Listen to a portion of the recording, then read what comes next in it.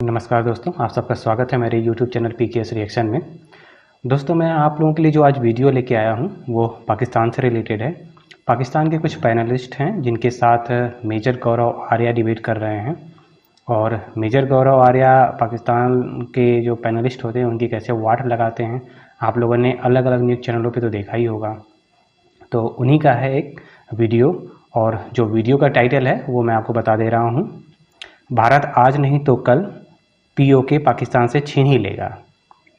तो अब पाकिस्तान से जो पीओके है भारत कैसे छीन लेगा, और मेजर गौरव आर्या क्या बोलते हैं और पाकिस्तानी पैनलिस्ट क्या बोलते हैं, तो चलिए वीडियो देखते हैं और फिर उस पर रिएक्शन देते हैं।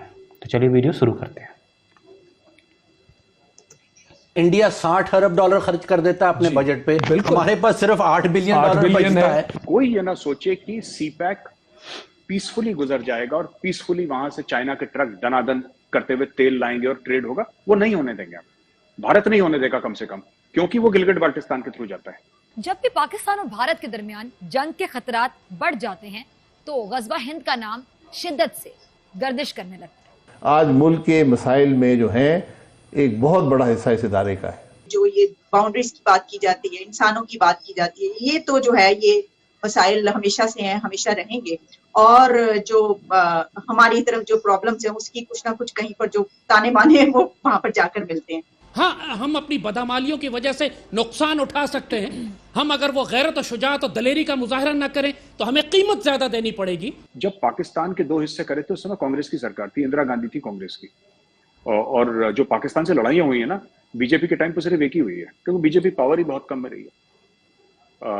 हम बात कर रहे हैं 1999 कारगिल की, वरना लाल बहादुर शास्त्री 1965 में थे, जवाहरलाल नेहरू 47-48 में थे, इंदिरा गांधी 1971 में थी। तो ये इतिहास है हमारा। नेशनल सिक्योरिटी की पॉलिसी चाहे बीजेपी हो चाहे कांग्रेस हो, इनके आने जाने से नेशनल सिक्योरिटी पॉलिसी नहीं बदलती। लोगों के एक नजरिए बदल जाते हैं कि इसको एग्जीक्यूट कैसे करना है। हम देखते हैं कि ये दुनिया इस वक्त ऐसी है कि जहां पर लड़ाई झगड़े और जंगों से काम नहीं चलेगा, लेकिन इसके बावजूद पाकिस्तान और भारत के ताल्लुकात ठीक नहीं हो पाए। भारत मानता है कि गिलगिट बाल्टिस्तान और पाकिस्तान ऑक्यूपाइड कश्मीर भारत की टेरिटरी है, वहां से चीन आएगा तो चीन को इसके रिपरकशंस होंगे। अगर चाइना को यह लगता है कि चाइना पाकिस्तान इकोनॉमिक कॉरिडोर, क्योंकि उसने 60-65 बिलियन डॉलर लगाने हैं इसमें और वो बिल्कुल पीसफुली हो जाएगा। देखिए, पीसफुली चाइना को कोई रहने नहीं देगा ये, और ये चाइना जानता है। क्यों चाइना कह रहा है कि हम अफगानिस्तान से भी निकाल लेते हैं, हम यहां से भी कर। China is looking for options. जो आर्या साहब ने बात करी, ठीक बात करी, आई एग्री विथ हिम। तो कहने की बात यह है कि चाइना की कंटेनमेंट सीपैक में भी होगी, मलाका में भी होगी, हर जगह। अब कौन कितना सक्सेसफुल होता है इसमें, चीन हावी हो जाता है, भारत हावी हो जाता है, अमेरिका हावी हो जाता है, वो तो आने वाली तारीख बताएगी। जितना सीपैक है ना, उससे दुगनी ट्रेड भारत के साथ चीन करता है। भारत के साथ हर साल हमारी 125 अरब की ट्रेड है। तो ऐसा नहीं है कि चीन भारत को हल्के में ले सकता है। तीसरी बात, जो आर्या साहब ने बोला ना कि अमेरिका यही चाहता है कि लोग खरीदें हथियार, जाहिर सी बात है, अच्छे हथियार हैं, लोग खरीदेंगे, और क्यों ना खरीदें, मतलब ठीक बात है। हम भी बेच रहे हैं, हमारा भी तेजस जहाज है जो लोग खरीद रहे हैं, हम भी हथियार बेच रहे हैं। ऐसी बात नहीं सिर्फ अमेरिका बेच रहा है, चाइना भी बेच रहा है, रशिया भी बेच रहा है, अब इंडिया भी लग गया, इंडिया भी बेच रहा है। कहने की बात यह है कि फॉरेन पॉलिसी इंडिपेंडेंट होनी चाहिए किसी भी मुल्क। सही बात है, फॉरेन पॉलिसी इंडिपेंडेंट है। हम अमेरिका से भी हथियार खरीदेंगे, हम रशिया से भी खरीदेंगे, चीन से इसलिए नहीं खरीदेंगे, चीन के हथियार नकली हैं बिल्कुल। तो वी डोंट बिलीव। हमारे यहाँ कहते हैं चीन के बारे में, आई डोंट नो आपको इसके बारे में पाकिस्तान में कहा जाता है कि इंडिया में बड़ा मशहूर है कि चल गया तो चांद तक वरना शाम तक। चीनी माल के लिए कहावत है एक।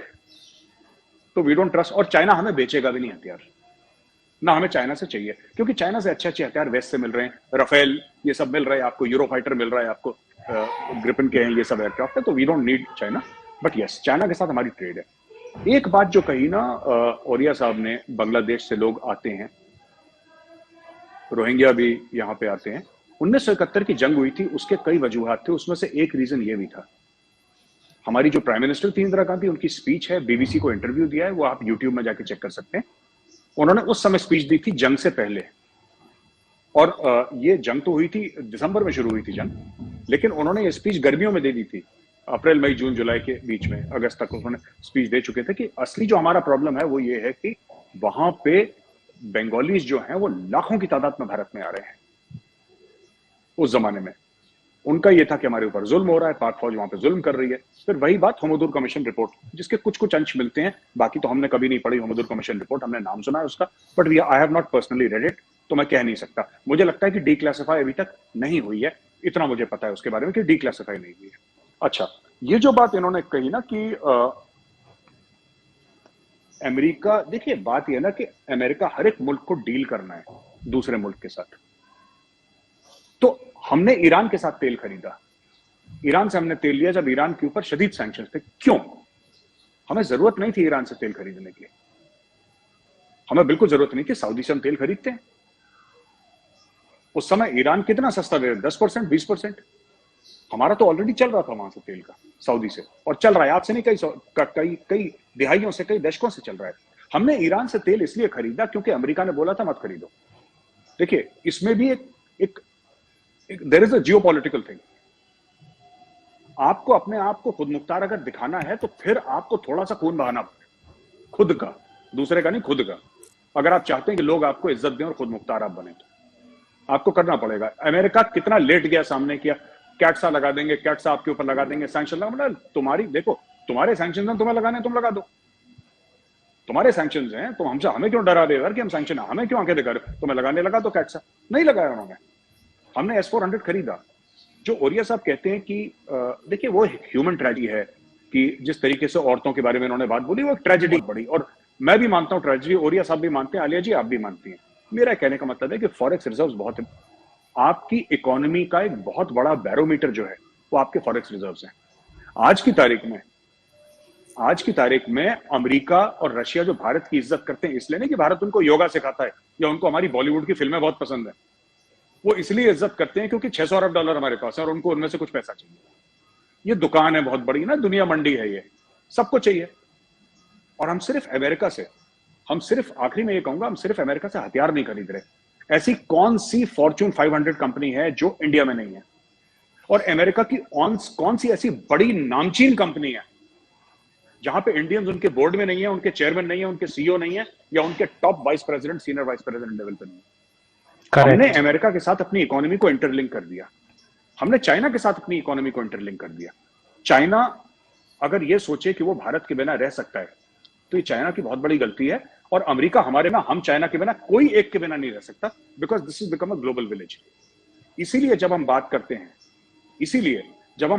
हैं सप्लाई चेन की, जब हम बात करते हैं सप्लाई चेन रेजिलियंस की, कि भाई किस तरीके से हमें, we have to get off reliance on China, तो हम भारत में फिर एप्पल बनाएंगे, फिर हम भारत में सैमसंग की सबसे बड़ी फैक्ट्री डालेंगे, हम और चीजें करेंगे कि हमारा धीरे धीरे जो रिलायंस है चाइना पे वो कम हो जाए किसी तरीके से। और गेम सारा यही है, गेम मिलिट्री नहीं है, गेम इकोनॉमिक भी है, गेम डिप्लोमेटिक भी है।